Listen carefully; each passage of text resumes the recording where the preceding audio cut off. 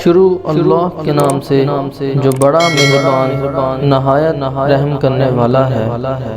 قاضی ایاس رحمۃ اللہ علیہ فرماتے ہیں کہ خدا کا شکر ہے کہ ایک شخص کے علاوہ آج تک کوئی بھی گفتگو میں مجھ پر غالب نہ آ سکا۔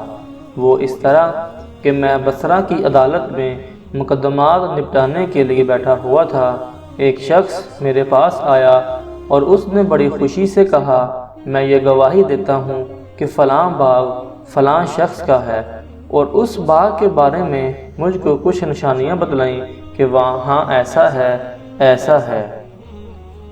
میں نے اس کی گواہی کا امتحان لینے کے انداز میں پوچھا، جس باغ کے متعلق گواہی دے رہے ہو اس میں کتنے درخت ہیں؟ اس نے سر جھکایا، پھر سر اٹھا کر بولا، جناب والا، گستاخی معاف، آپ کتنے عرصے سے اس کمرہ عدالت میں فیصلے سنانے کا فریضہ سر انجام دے رہے ہیں؟ میں نے کہا، کافی عرصے سے۔ اس نے پوچھا، کیا آپ بتا سکتے ہیں کہ اس کمرے کی چھت میں کتنی لکڑیاں استعمال ہوئی ہیں؟ میں پریشان ہوا اور کہا، اس کا مجھے علم نہیں، اور ساتھ ہی میں نے شرمندہ ہو کر اسے کہا، بھائی آپ کی گواہی سچی ہے، میں اسے تسلیم کرتا ہوں۔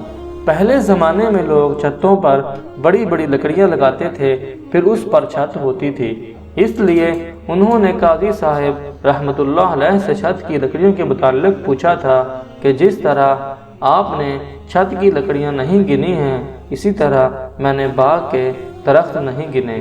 اللہ ہم سب کا حامی و ناصر ہو، آمین۔